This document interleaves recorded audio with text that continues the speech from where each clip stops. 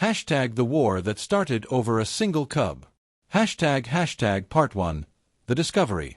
Commander Jake Morrison stood on the bridge of the USS Liberty, looking at the green and blue planet below. The planet was called Kepler 442c, and it looked like Earth from space. Jake had been exploring space for 15 years, but he still felt excited when he saw new worlds. "Sir, I'm getting some strange readings," said Specialist Amy Carter from her station. She was the ship's communications expert and had been working with the team for 3 years. Amy was known for being careful and smart. Jake walked over to look at Amy's screen. The readings showed energy patterns that were not normal. "What kind of readings?" he asked. "They look like life signs, but they're different from anything we've seen before," Amy replied. She pointed to the colorful lines on her screen. "The patterns are too organized to be just animals or plants." Lieutenant Ben Hayes looked up from the science station. Ben was young but very good at his job. He had joined the crew 2 years ago after finishing top of his class at the Space Academy. "Commander, these readings definitely show intelligent life. But there's something else. The energy patterns are very advanced." Jake felt his heart beat faster. Finding intelligent life was what every explorer dreamed about. But it was also dangerous. Humans had never met aliens before, and they didn't know if they would be friendly or not. "How many life forms are we talking about?" Jake asked. Ben worked on his computer for a few minutes. "It's hard to tell from up here. Maybe thousands, maybe more. They seem to be spread out across the southern continent." Jake made his decision. "Prepare a landing party. Carter, Hayes, and Sergeant Wood will come with me. We'll take a shuttle down to investigate." Sergeant Lisa Wood was the ship's head of security. She was tough and had been in the military for 12 years. Lisa never smiled much, but everyone knew she would protect her team with her life. "Sir, are you sure we should land?" Lisa asked. "We don't know if these aliens are friendly. Maybe we should study them from space first." Jake understood Lisa's concern, but he was curious. "We'll be careful. We'll land far from any settlements and just look around. If we see any danger, we'll leave immediately." The shuttle ride down to the planet took 30 minutes. The planet had thick forests and tall mountains. The air was good for humans to breathe, and the gravity was almost the same as Earth. Jake thought it was a beautiful world. They landed in a clearing near the forest. The trees were huge and had purple leaves instead of green ones. Strange birds flew overhead, making sounds like music. The whole place felt magical. "Stay close together," Jake told his team. "Keep your weapons ready, but don't shoot unless I give the order." They walked into the forest carefully. Amy carried a scanner that could detect life forms. Ben had equipment to study plants and rocks. Lisa had her rifle ready and watched for any signs of danger. After walking for an hour, Amy's scanner started beeping loudly. "Sir, there's something up ahead. The life signs are very strong." They moved forward slowly. Through the trees, they could see a small clearing. In the middle of the clearing was something that made them all stop and stare. It was a small creature, about the size of a house cat. It had soft, golden fur and 6 little legs. Its eyes were large and golden, like tiny suns. But the creature was trapped in some kind of energy net that glowed blue and made crackling sounds. The creature was making soft crying sounds. It looked scared and hurt. Its golden fur was dirty, and it had small cuts on its legs. "Oh no," Amy whispered. "It's just a baby." Jake felt sorry for the little creature. It reminded him of a kitten he had owned when he was a child. "Can we free it safely?" he asked Ben. Ben studied the energy net with his scanner. "I think so. The energy pattern is complex, but I can probably disable it. It might take a few minutes." Lisa looked around nervously. "Sir, what if this is a trap? What if someone put this creature here to catch us?" Jake thought about it. The creature did look very young and helpless. Its cries sounded real, not fake. "We can't just leave it here to die. Ben, try to free it." Ben worked on his portable computer, trying to understand the energy net. It was technology unlike anything humans had ever seen. The patterns were beautiful but very complicated. "This is amazing," Ben said as he worked. "Whoever made this trap is much more advanced than us. But I think I can turn it off." Amy knelt down near the trapped creature. "Don't worry, little one. We're going to help you." The creature looked at her with its big golden eyes and made soft sounds. After 20 minutes of work, Ben finally found the right combination. The energy net disappeared with a quiet pop. The creature fell gently to the ground. Amy carefully picked up the small creature. It was lighter than she expected and felt warm in her hands. The creature stopped crying and looked up at her with what seemed like gratitude.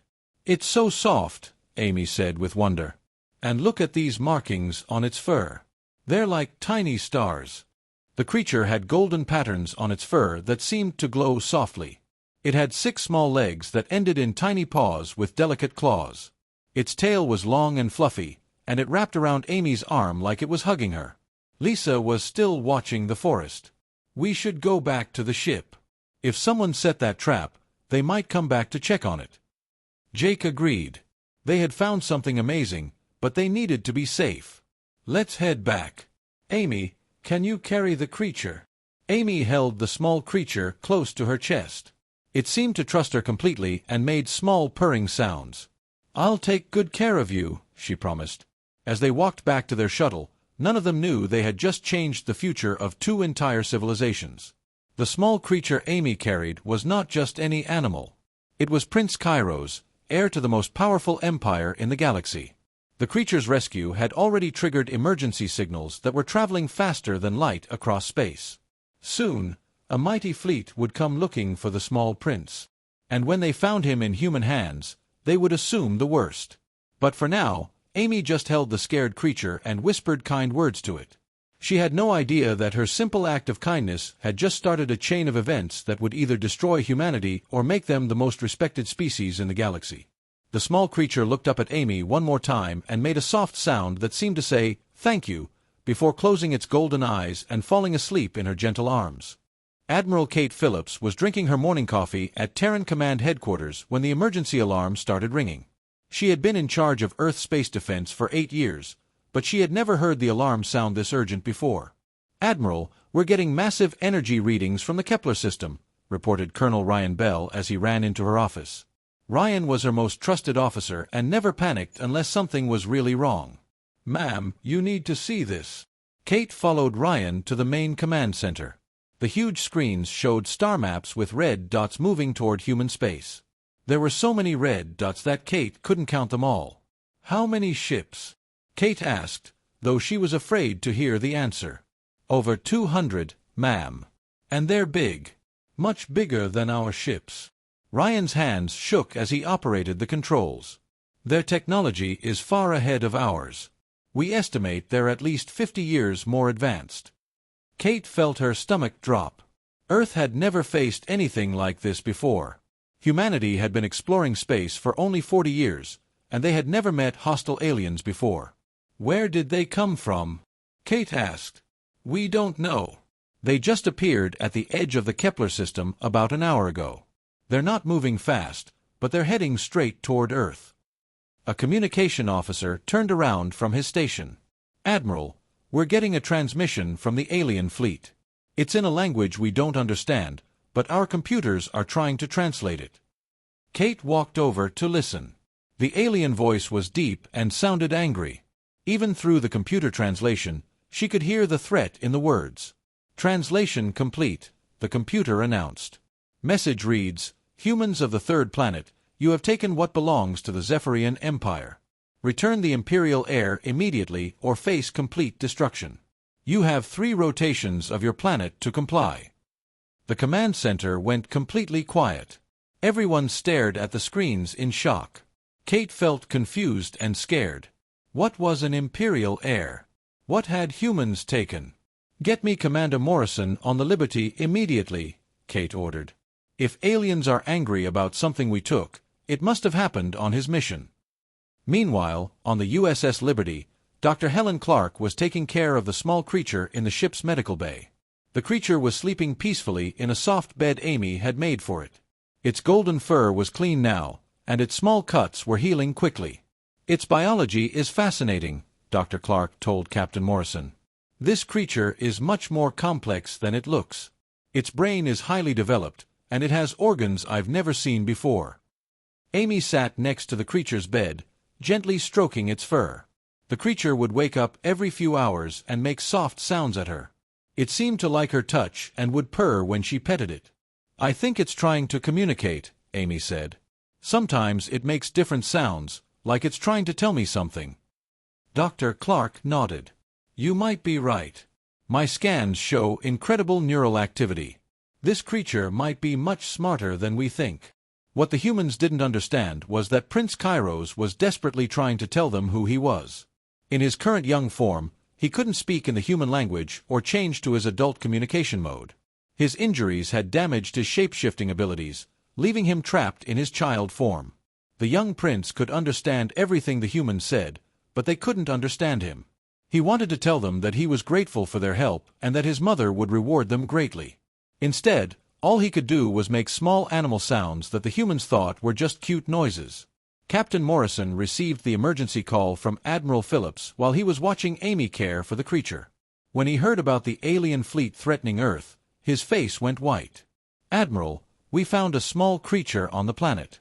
It was trapped and injured, so we rescued it. But it's just an animal, maybe the size of a cat. Admiral Phillips felt more confused. Jake, they're demanding the return of an Imperial heir. That doesn't sound like a small animal. Ma'am, I'm looking at the creature right now. It's tiny and helpless. There's no way this little thing could be important enough to start a war over. Back at Terran Command, the alien fleet was getting closer to human space. More messages kept coming, each one more threatening than the last. The Zephyrian Empire will not tolerate this insult, the latest message said. Return Prince Kairos unharmed, or every human world will burn. Kate called an emergency meeting with all of Earth's leaders. President Claire Washington joined the meeting by video call from the capital city. How bad is our situation? President Washington asked.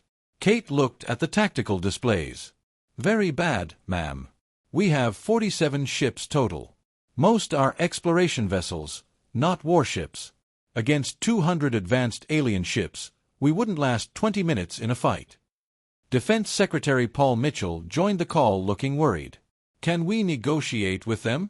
Maybe explain that this is all a misunderstanding. We've tried, Kate replied. They won't listen. They just keep demanding the return of someone called Prince Kairos. On the Liberty, Dr. Clark was running more tests on the creature. Her latest scans showed something incredible that she hadn't noticed before. Captain, you need to see this, she called Morrison over to her computer. This creature's DNA is unlike anything we've ever seen. It has genetic markers that suggest it can change its physical form. What do you mean? Morrison asked. I mean it might be a shapeshifter. The genetic code shows it has the ability to transform into different forms as it grows older. But right now, something is blocking that ability. Amy looked up from where she was feeding the creature small pieces of fruit. You mean it might not always look like this? Exactly. This might just be its child form. When it gets older or heals completely, it could look completely different. The creature looked at Amy with its big golden eyes and made a sound that almost sounded like it was trying to say her name. Amy smiled and petted its soft fur. Don't worry, little one. Even if you change, we'll still take care of you. Prince Kairos felt his heart break. These kind humans had no idea they were about to be destroyed because of him. He could sense his mother's fleet getting closer, and he knew War Commander Valor would not hesitate to attack if the deadline passed. The young prince tried harder to communicate, making more complex sounds and even trying to draw pictures in the sand with his small paws. But to the humans, it just looked like an animal playing. As the deadline got closer, both sides prepared for war. The Zephyrian fleet moved into attack position at the edge of human space. On Earth, every available ship was being prepared for battle. Neither side wanted war, but neither side understood what the other was thinking. The Zephyrians thought humans had kidnapped their prince.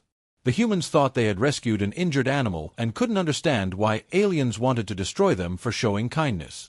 Los escudos de la tierra tenían solo dos horas de energía restante.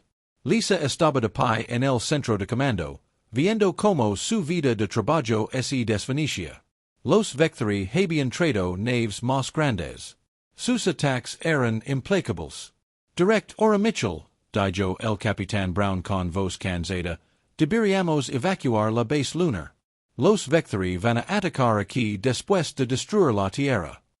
Lisa no respondió. Miraba los pantalas donde los puntos rojos cubrían todo el espacio alrededor del planeta. 3,000 naves enemigas bombardeaban sin parar. La cúpula azul que protegía la Tierra se veía cada vez más débil. No vamos a evacuar, dijo Lisa finalmente. Vamos a luchar hasta el final. En el planeta azul abajo, las personas corrían por las calles. Algunos oraban en las iglesias. Otros abrazaban a sus familias. Todos sabían que iban a morir cuando los escudos caeran. El teniente Johnson gritó desde su estación. Direct hora. Algo está pasando en el sector 7. Lisa corrió a su estación. En la pantalla vio algo imposible. Los sensores mostraban una nave que aparecía de la nada. No había llegado por el espacio normal. Simplemente se materializó entre las estrellas. ¿Qué tipo de nave es? Preguntó Lisa. Los sensors no pueden identificarla, respondió Johnson. Es pequeña, del tamaño de un explorador, pero la tecnología. Directora, nunca he visto lecturas como estas. En la pantalla principal apareció la imagen de la nave misteriosa. Lisa sintió que su corazón se detenía. La nave tenía la forma básica de un explorador humano, pero estaba cubierta de metal que parecía vivo. Líneas de energía dorada corrían por su superficie como venas. Es imposible, susurró Lisa. Esa nave debería haber sido destruida hace años. La nave se movía de manera extraña.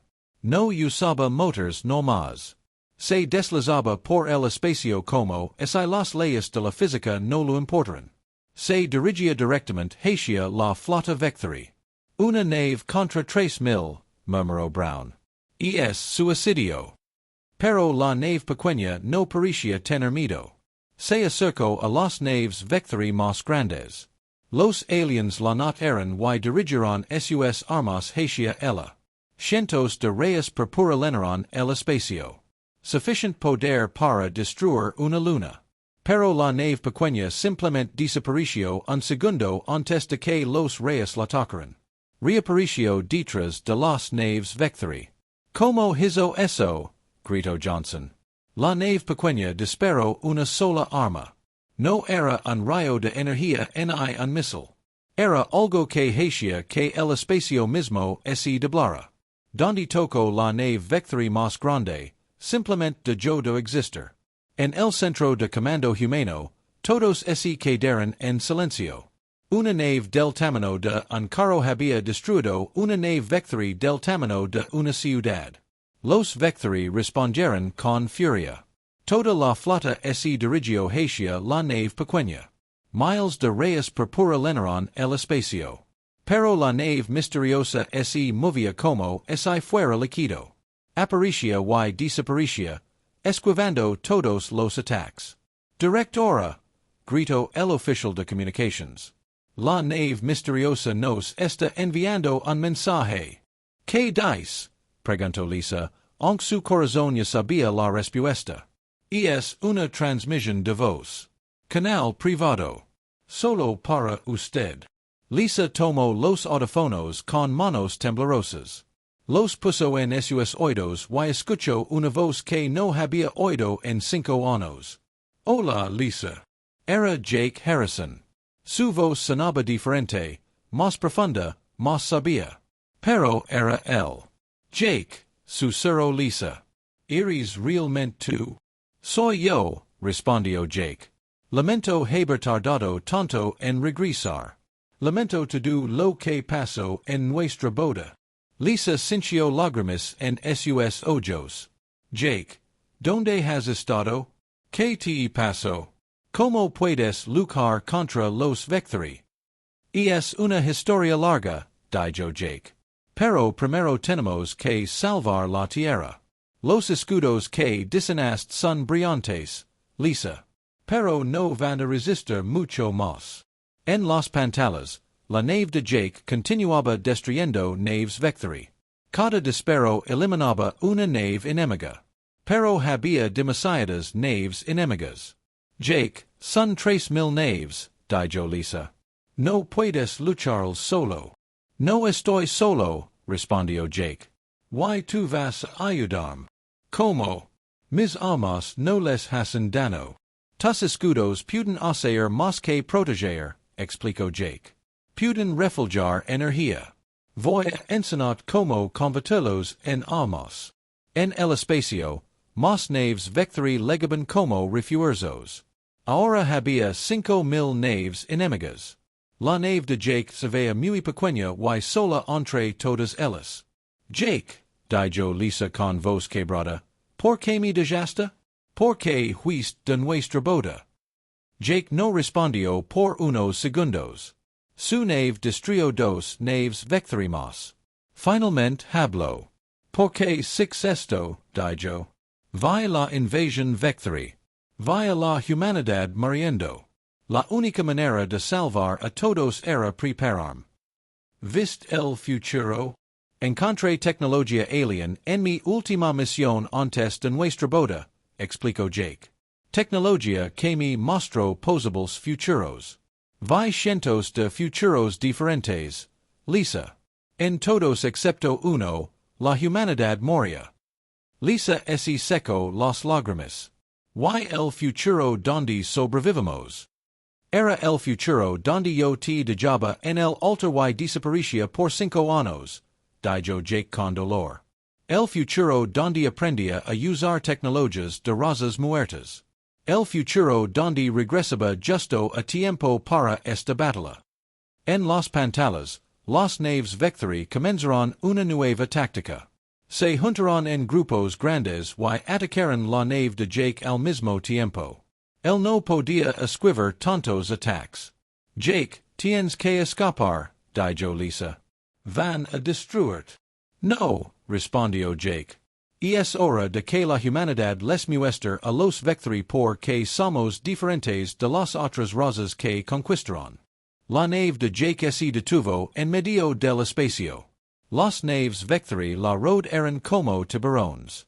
Miles de armas apuntaron hacia él. Lisa, dijo Jake calmadamente, ¿confías en mí? Lisa miró los pantalones. Jake iba a morir. Después de 5 años, después de todo lo que había pasado, lo iba a perder otra vez. Sí, susurró. Confío en ti. Entonces has exactamente lo que te digo, dijo Jake. Modifica los escudos planetarios. Cambien su frecuencia a 2.7 THz. Máxima potencia. Jake, eso va a sobrecargar los generadores. Hazlo, Lisa. Hazlo ahora. Lisa corrió a los controls de los escudos. Sus dedos volarán sobre el teclado. Todos a posiciones seguras, gritó. Vamos a sobrecargar los escudos. Los oficiales la mirarán como si hubiera enloquecido. Pero obedecieron. Lisa cambió la frecuencia de los escudos y puso la potencia al máximo. La cúpula azul alrededor de la Tierra brilló como un sol pequeño. Los generadores comenzarán a sobrecalentarse. Las alarmas sonarán por toda la base. En el espacio, los vectori dispararán todas sus armas hacia Jake. Miles de rayos púrpura llenarán el espacio. Suficiente energía para vaporizar una luna. Pero Jake no trató de esquivar los rayos. En su lugar, activó algo en su nave. Una burbuja de energía dorada lo rodeó. Los rayos vectori lo golpearon. Y rebotaron. Los rayos púrpura rebotaron en la burbuja dorada y se dirigirán hacia la Tierra. Pero cuando tocaron los escudos modificados de Lisa, no los atravesarán. Los escudos los capturaron y los amplificaron. La nave de Jake aterrizó en el puerto principal de la base lunar. Lisa corrió hacia Ali, seguida por el Capitán Brown y una escolta de soldados. Su corazón latía tan rápido que pensó que iba a explotar. Habían pasado 5 años desde la última vez que vio a Jake Harrison. 5 años de dolor, trabajo y soledad. 5 años preguntándos si algún día lo volvería a ver. La puerta de la nave se abrió con un sonido extraño. No era el sonido normal de las naves humanas. Era como si el metal susurrara. Lisa vio luz dorada saliendo de la nave. Jake apareció en la puerta. Lisa sintió que no podía respirar. Ella se veía igual pero diferente. Tenía la misma cara, los mismos ojos azules, el mismo cabello rubio. Pero algo había cambiado. Parecía más alto, más fuerte. Sus ojos tenían una sabiduría que no tenía antes. Lo más extraño era su ropa. No lavaba un uniforme humano. Lavaba algo que parecía estar hecho de la misma energía dorada que corría por su nave. Se movía como si fuera líquido pero sólido al mismo tiempo. Hola Lisa, dijo Jake con una sonrisa triste. Lisa no sabía qué hacer. Parte ella quería correr hacia él y abrazarlo. Otra parte quería gritarle por haberla dejado. Otra parte tenía miedo de este Jake nuevo y extraño. Jake, dijo finalmente, ¿qué te pasó? Jake salió de la nave. Cuando sus pies tocaron el suelo de la base, Lisa sintió una vibración extraña. Como si la luna misma supiera que él era diferente ahora. Y es difícil de explicar, dijo Jake. Los últimos 5 años. No los pasé solo en el espacio normal, Lisa. Viaja lugares donde el tiempo funciona diferente. El Capitán Brown se acercó con cautela. Comandante Harrison, dijo formalmente, está arrestado por deserción y abandono del deber. Jake miró a Brown con ojos tristes. Entiendo, capitán. Pero primero necesito hablar con Lisa. Los vectores que derrotamos eran solo una flota exploradora.